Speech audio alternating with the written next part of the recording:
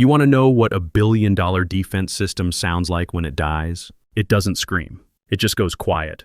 I was sitting in my truck outside Titan Defense Corporation at 10:47 a.m. on a Tuesday in March, watching through my laptop as Sentinel locked itself down in front of a room full of Pentagon generals. The countdown hit 0, the screens went dark, and Rick Caldwell's career imploded in real time.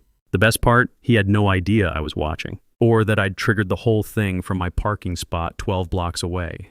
But I'm getting ahead of myself. Let me back up to 3:47 a.m. that same morning when my phone buzzed with the kind of alert that makes your blood run cold. My name's Marcus Reynolds, but everyone calls me Mac. 47 years old, divorced dad, 16 years in Army Cyber Command before I got into private sector cybersecurity. I'd been senior cybersecurity architect at Titan Defense Corporation for 4 years, and Sentinel wasn't just my job, it was my life's work. The most advanced cyber defense platform the government had ever seen, protecting 892 critical infrastructure facilities from every hacker from Beijing to Moscow. That Tuesday morning started like most others. I was in my home office at 3:47 a.m., monitoring the overnight threat feeds when Sentinel's AI flagged something that made me sit up straight. Cozy Bear, Russian military intelligence, was probing the control systems at a water treatment plant serving 300,000 people in Ohio. The attack signature matched patterns I'd studied during my deployment to Fort Gordon,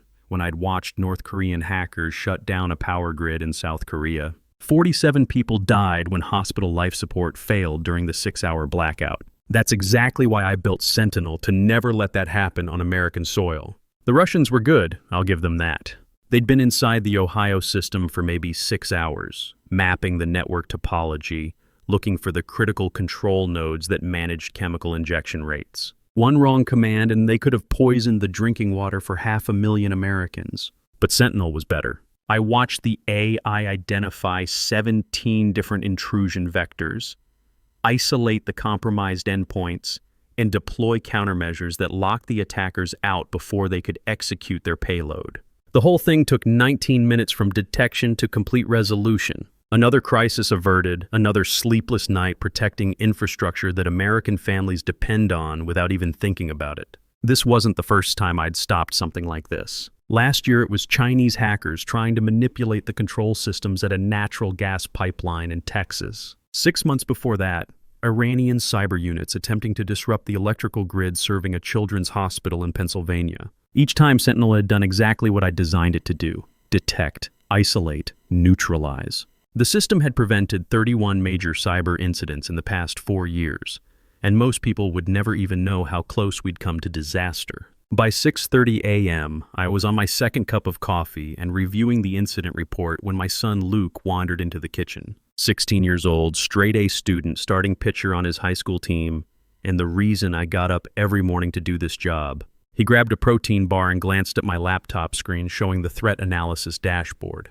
"Dad, you're always up early working on that computer stuff. What exactly do you do again?" I looked at him.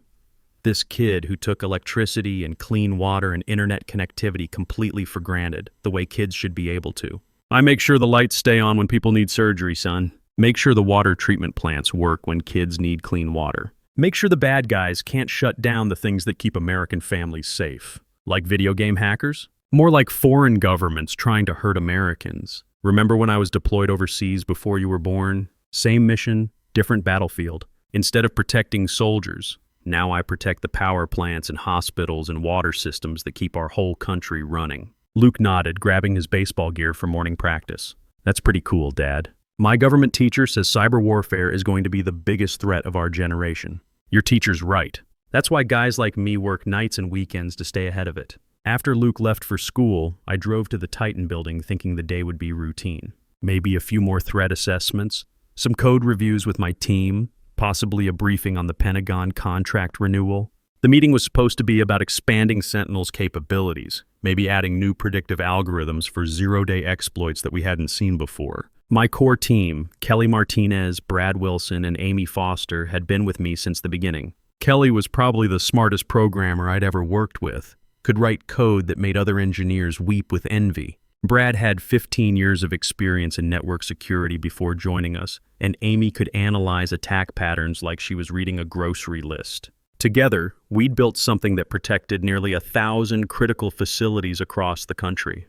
Instead of the technical meeting I expected, I found Rick Caldwell pacing behind his mahogany desk like a caged animal, sweating through his $5,000 Italian suit despite the office air conditioning running full blast. Max, sit down. We need to talk about operational efficiency. Corporate speak, for we're about to mess with your life. I'd heard that phrase before in my Army days when some Pentagon desk jockey wanted to replace experienced soldiers with cheaper contractors who'd never seen actual combat. I've brought in a consultant, Rick continued, someone who understands the modern marketplace, the new economy, someone who can help us modernize our approach to client engagement. That's when she walked in. Sophia Caldwell, Rick's 26-year-old niece, dressed like she was heading to a fashion photo shoot instead of a defense contractor's office. I knew her from Instagram, 400,000 followers watching her drink green smoothies and pose with designer handbags in front of sports cars she didn't pay for. "Uncle Rick says you're going to show me the ropes," she chirped, already pulling out her phone to record.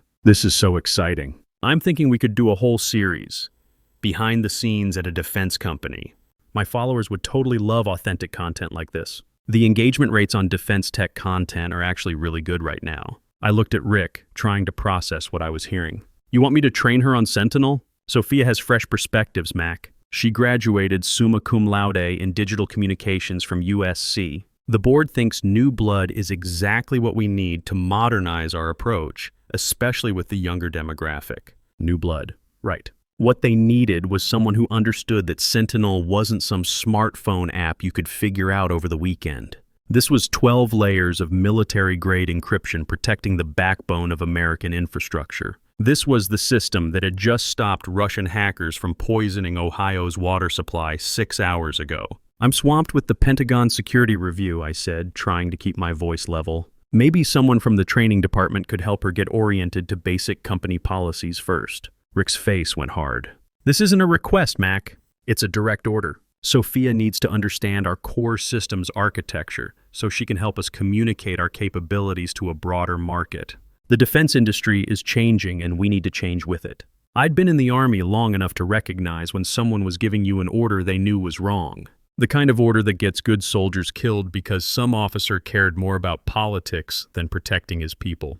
The kind of order that put quarterly earnings ahead of operational security. I can't do that, Rick. The words hung in the air between us. Sophia kept recording with her phone, probably thinking this was great drama for her social media audience. Can't or won't. His voice dropped to that dangerous quiet that officers use right before they destroy your career. Won't, I said. Rick, Titan Sentinel isn't some smartphone app you can figure out over a weekend. It's 12 layers of military-grade encryption protecting the backbone that keeps American hospitals running and power plants operational. You don't hand classified defense protocols to social media consultants, no matter who their uncle is.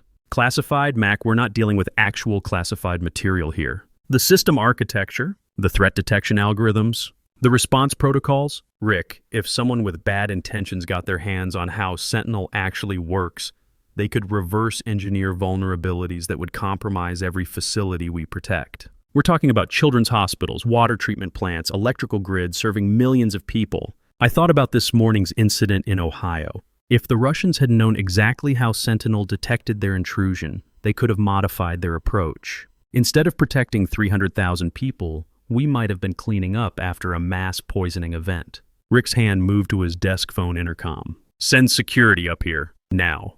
Mac Reynolds, he said, his voice cold as a Michigan winter. Your refusal to follow direct orders and adapt to our evolving business model shows you're no longer aligned with company objectives. You're terminated, effective immediately. Security escort, 15 minutes to pack my personal belongings. The whole routine. But here's what Rick didn't know. I'd been planning for this exact scenario since the day I started building Sentinel. See, when my ex-wife Sarah got breast cancer 3 years back, the medical bills nearly wiped us out. Even with insurance, the treatments cost us everything we'd saved for Luke's college fund. That's when I set up Reynolds Tech Solutions LLC with my mom, Betty, as the primary stakeholder. Every patent, every piece of core architecture, every critical component that made Sentinel actually work was filed under that LLC, not Titan. Perfectly legal, perfectly planned, and about to become Rick's worst nightmare. The cancer fight lasted 18 months. Sarah beat it, thank God. But not before we'd burned through our savings, taken out a second mortgage, and maxed out every credit card we had. The financial stress contributed to our divorce. She couldn't handle the uncertainty, the late nights I was working to rebuild our finances, the constant worry about Luke's future. But those sleepless nights taught me something valuable. Never put all your eggs in someone else's basket.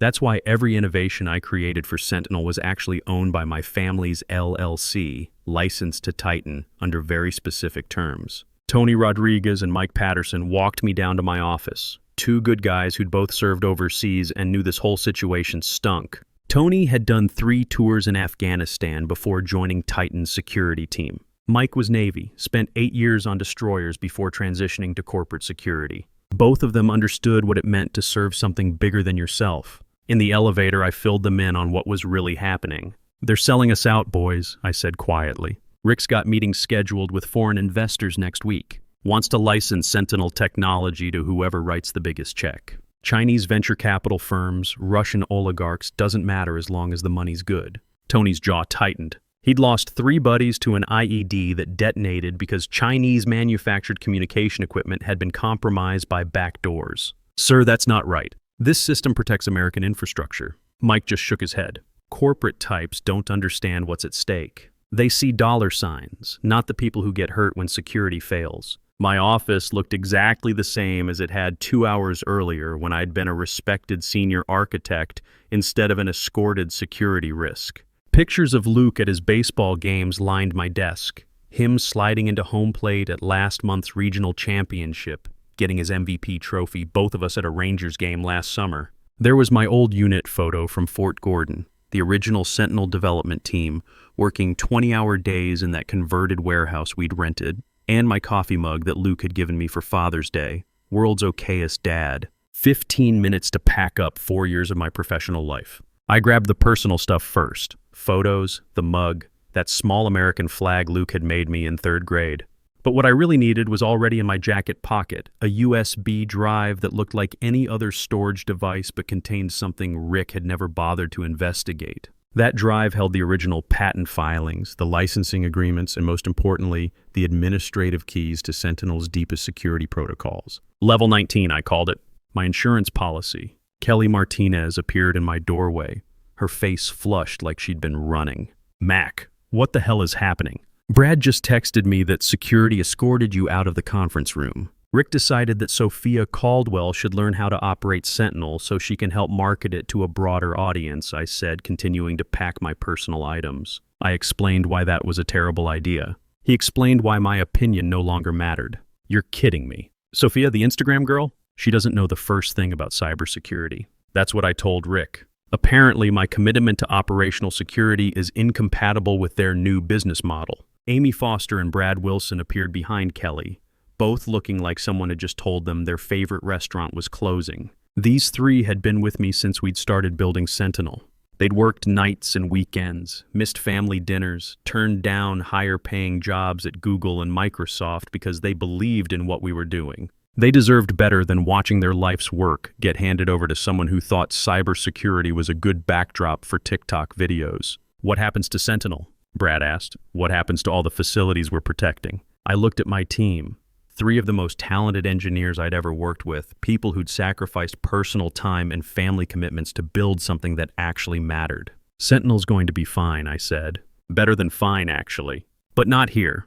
Not under management that thinks national security is a marketing opportunity." "Don't take any company property," Sophia announced from my doorway, still recording with her phone like this was all some reality show episode. "Uncle Rick said you people always try to steal stuff when you get fired. You people." Like I was some kind of criminal instead of the guy who'd spent 4 years keeping her comfortable lifestyle safe from the people who wanted to destroy everything she took for granted. "Everything I need is right here," I said, patting my jacket pocket where the USB drive sat next to my truck keys. Kelly stepped closer, lowering her voice. "Mac, whatever you're planning, we want in. This whole thing is wrong, and we all know it." "Storm incoming," I said quietly, using the code phrase we developed during late-night incident responses. "Batten down the hatches. Watch the 10 a.m. demo real careful." The walk to the elevator was the longest walk of my life. Tony and Mike flanked me like honor guards, both of them looking like they'd rather be anywhere else. As the elevator doors closed, I pulled out my phone and sent a quick text to my core team, Level 19 protocol active. Monitor from external access. Document everything. Kelly texted back immediately. What did you do, Mac? Nothing yet, but they're about to find out what happens when you mess with American defense infrastructure. My F-150 had never felt more like a mobile command center. I fired up my laptop right there in the Titan parking garage and logged into Sentinel's administrative interface, not through the company network, but through the back channels I'd built into the system from day one. The screen came to life with a simple message. Welcome, System Architect. All systems operational. Security Level 19 armed and ready. Level 19. While Rick and his board had been celebrating each new government contract I delivered, I'd been quietly building something they didn't even know existed. A dead man's switch wired directly into Sentinel's heart. The logic was elegant in its simplicity. If the primary system architect's employment status changed to terminated without proper security clearance transfer protocols, Sentinel would automatically lock down everything. No access, no demonstrations, no billion-dollar contracts until the ownership dispute got resolved through proper legal channels. I checked my watch. 8:47 a.m. Rick's big Pentagon demonstration was scheduled for 10 a.m. sharp. He'd have a conference room full of generals and defense contractors watching him show off technology he thought belonged to him. Time to teach him the difference between licensing something and owning it. I activated the protocol with a single keystroke. Sentinel began its countdown, 1 hour, 13 minutes, 0 seconds, and ticking down steadily. 73 minutes until Rick's world came apart at the seams. My phone buzzed. Luke, texting from his morning break between classes. Dad, saw some weird stuff online about your company trending. Everything cool? I smiled as I typed back. Everything's better than cool, son. Your old man just reminded some people why they shouldn't mess with guys who actually know how to build things. Haha, awesome. Can't wait to hear the story. Gotta get to chemistry class. That kid. 16 years old, straight A student, starting pitcher on his high school team, and smart enough to probably run circles around half the executives at Titan. I was doing this as much for his future as anything else. I drove downtown to Walter Pierce's law office. Walter had handled the Reynolds Tech Solutions LLC paperwork 3 years ago, and he'd been waiting for this phone call ever since. During Sarah's cancer treatment, when we were drowning in medical bills and I was working 80-hour weeks trying to keep us afloat, Walter had suggested the LLC structure as a way to protect my intellectual property from potential creditors. Smart man, smarter than he knew at the time. Mac, he said as his secretary showed me into his corner office, I heard about your employment status change. Ready to discuss your options? Through his floor-to-ceiling windows, I could see the Titan building 15 blocks away. Up on the 35th floor, Rick was probably making final preparations for his demo, completely unaware that in exactly 1 hour and 12 minutes, his billion-dollar defense contract was going to explode like an IED in downtown Baghdad. Let's talk about what happens when that countdown hits 0, I said. At exactly 10 a.m., the Titan conference room had been transformed into what looked like a military command center. 3 massive screens displayed Sentinel's interface in high-definition glory, while the company's remaining engineers stood ready at support stations. The Pentagon evaluation team sat around the polished conference table, 4 generals, 6 defense contractors, and enough combined authority to control more firepower than most small countries. Rick stood at the head of the table, looking like he owned the world. Sophia sat beside him with her tablet, live streaming the whole thing to her followers with captions like, taking Uncle's company to the next level. #DefenseTech, #GirlBoss. Ladies and gentlemen, Rick began, his practiced presentation voice echoing off the conference room walls.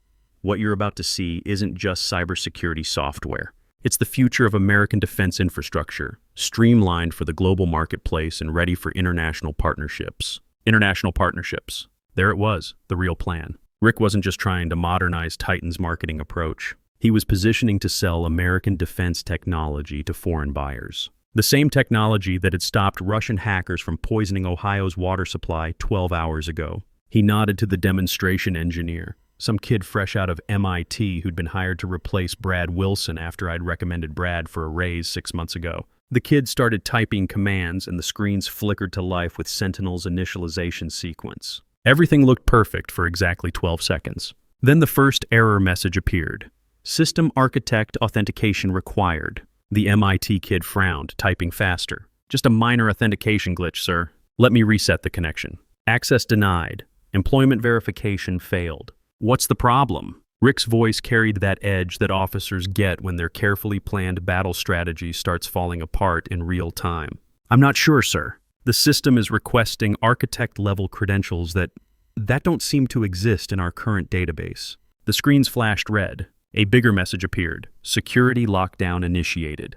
Time remaining, 0 hours, 47 minutes, 32 seconds. Contact system administrator for resolution. The Pentagon team exchanged those looks that senior military officers perfect over decades of dealing with contractors who overpromise and underdeliver. General Patricia Morrison, who'd been evaluating defense systems since before Rick got out of business school, leaned forward with the expression of someone who'd just watched a $1 million missile miss its target by 3 miles. "Mr. Caldwell," she said in that steel trap voice that had probably terrified junior officers for the past 20 years, "is there a problem with your system?" "No problem at all, General Morrison. Just a routine security protocol that will have resolved momentarily." Rick turned to Glenn Hoffman, the guy they'd promoted to CTO about 30 seconds after my security escort ended. "Fix this, now." Glenn's fingers flew across his keyboard, sweat beading on his forehead like he was trying to defuse an actual bomb. "Sir, I can't access the core systems. There's something here about security level 19, but I've never seen that protocol before." "Level 19? What the hell is level 19? Nobody in that room knew the answer, which was exactly the point. The countdown kept ticking. 0 hours, 43 minutes, 17 seconds. 00:43:16, 00:43:15. "Get Mac Reynolds on the phone," Rick barked at his assistant. "Sir, he was terminated this morning per your direct orders." "I don't care if he was terminated. Get him on the line anyway." The call went straight to my voicemail, the professional recording I'd set up specifically for this moment. "You've reached Marcus Reynolds.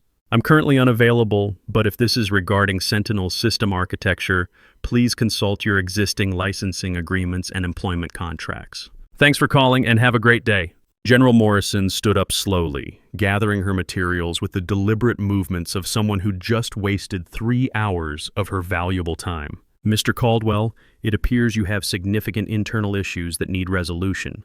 We'll need to postpone this demonstration indefinitely." "Wait, please, General. This is just a minor technical issue that we can resolve in minutes." "Minor?" The General's voice could have frozen fire. "Your core defense system is completely inaccessible during a $1 billion contract evaluation. Your marketing representative is live streaming our classified discussion to social media. And apparently the only person who can fix this crisis is someone you fired 3 hours ago." She headed for the door, her team following like a well-disciplined unit retreating from a compromised position. "We'll be in touch, maybe." The Pentagon team filed out in crisp formation, leaving behind a conference room that felt like a tomb. The countdown hit 0 hours, 15 minutes, and Sophia's live stream was capturing every second of the disaster for her hundreds of thousands of followers. "Uncle Rick," she whined, finally lowering her phone as the magnitude of the situation started penetrating her social media bubble like, "Can't we just hire him back or something?" Rick turned on her with the kind of fury that would have made a drill sergeant proud. "Get out, now, and turn that damn phone off." She fled the room, her designer heels clicking rapidly down the hallway. But the damage was already done. Her live stream had broadcast Titan's complete humiliation to the world. The hashtag #DefenseFail was trending within minutes, and defense industry reporters were already calling for comment. When the countdown finally reached 0, all 3 screens went dark simultaneously. Then a single message appeared in bold white letters: "Sentinel system in protective mode. All access revoked. For licensing inquiries, please contact Reynolds Tech Solutions, LLC. Authorized Representative Betty Reynolds." In the span of 2 hours, Rick Caldwell had lost everything. The Pentagon contract was dead. Titan's stock price was in free fall as news of the failed demonstration spread through defense industry circles. And Sentinel, the crown jewel technology that justified the company's entire valuation, was locked behind digital walls that only I controlled. My phone lit up like a Christmas tree with missed calls from Titan's legal team. Walter Pierce texted me from his office. 15 attempts to reach you in the past hour. Should I return their calls? Let them sweat until after lunch, I texted back. I'm busy, but the real entertainment was just getting started. My laptop showed 37 attempts to hack into Sentinel in the past 2 hours. IP addresses from all over the world. Romania, North Korea, Russia, even a couple from somewhere in Belarus. Rick had apparently gone straight to the dark web, throwing money at hackers like a desperate gambler doubling down on a losing hand. Each attack failed before it could even touch Sentinel's first layer of encryption. They were trying to break down a door that didn't exist. Level 19 wasn't something you could hack. It was a logic gate that made Sentinel forget it existed without proper authorization codes. Around noon, my phone rang. Glenn Hoffman, sounding like a man who'd just watched his career go up in flames. Mac, this is Glenn. Look, I know what happened this morning was unfortunate, but we need your help here. The entire system is down, and frankly, none of us understand the architecture well enough to troubleshoot it. System's working fine, Glenn. It's just not working for you. Come on, Mac. We both know this is about more than just your termination. You're absolutely right. It's about Rick trying to sell American defense technology to foreign investors. It's about replacing experienced engineers with social media consultants. It's about putting quarterly profits ahead of protecting the infrastructure that keeps American families safe. There was a long silence on the line. When Glenn spoke again, his voice was barely above a whisper. The board is willing to negotiate. Full reinstatement, back pay, promotion to vice president of engineering. We can even discuss equity options. Too late for negotiations, Glenn. I've already got a better offer. That afternoon, I found myself in the executive offices of Pinnacle Strategic Group, sitting across from Amanda Torres in a conference room that overlooked half the city. Amanda was the kind of woman who'd been making billion-dollar deals since before the internet existed, and she had the reputation to prove it. She'd called me personally after hearing about the Pentagon demonstration disaster. Reynolds, she said, studying me over her coffee cup. I've had a very interesting day. General Morrison called me personally after the Titan demonstration. In 30 years of defense contracting, she said she's never witnessed such a spectacular system failure. Titan disappointed her. No, she smiled with the sharpness of a combat knife. Rick Caldwell disappointed her. Titan is just office space and furniture. What we were interested in was Sentinel technology. And Sentinel, our legal team discovered this morning, was never really Titan's to sell in the first place. She slid a tablet across the polished table. The screen displayed the original Reynolds Tech Solutions LLC incorporation documents, with my mother's name prominently listed as primary stakeholder. Our attorneys have been busy since 11 a.m., Amanda continued. Every patent, every core innovation that makes Sentinel valuable, it all traces back to your LLC. Titan has been licensing technology they never actually owned. They had full usage rights, I said carefully, as long as certain employment conditions were maintained. Conditions that were violated at 8:03 this morning. Her smile could have cut glass. So tell me, Mac, what exactly do you want? This was the moment I had been preparing for since I'd walked out of that Titan building with security guards at my elbows. I want to build the company Titan should have been. American-owned, veteran-operated, focused on protecting our country's infrastructure instead of selling it to whoever writes the biggest check. You want control. I want purpose. Sentinel can be more than just profitable. It can be the shield that stands between American families and the people who want to hurt them. But only if it's developed correctly, ethically, with people who understand what's really at stake. Amanda leaned forward, her business instincts fully engaged. Pinnacle Strategic was prepared to invest $2 billion in acquiring Sentinel from Titan. That offer is obviously dead, but the technology still exists and we still want access to it.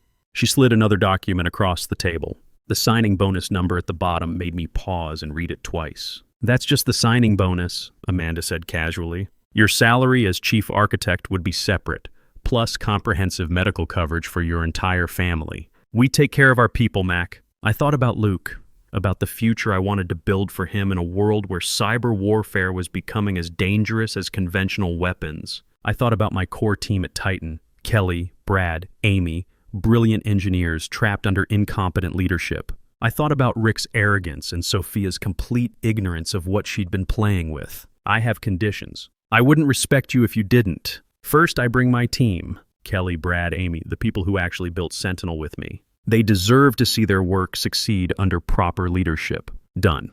Second, Sentinel's security protocols are non-negotiable. No backdoors for anyone, including government agencies, unless they follow proper legal channels. We protect everyone equally, or we protect no one at all. Agreed. Third, this launch needs to be public. When we announce Reynolds Cyber Defense, I want the entire defense community to know exactly who built this technology and who tried to steal it from American engineers. Amanda actually laughed out loud. Mac, I like your style. Yes, we can definitely arrange that kind of public launch. We spent the next 2 hours working through details, with Amanda's legal team joining us via video conference. By 5 p.m., the framework was complete. Reynolds' cyber defense would be incorporated by morning, the patents would transfer smoothly from my mother's LLC, and Rick Caldwell would wake up tomorrow to discover his company was worth about as much as a used pickup truck with transmission problems.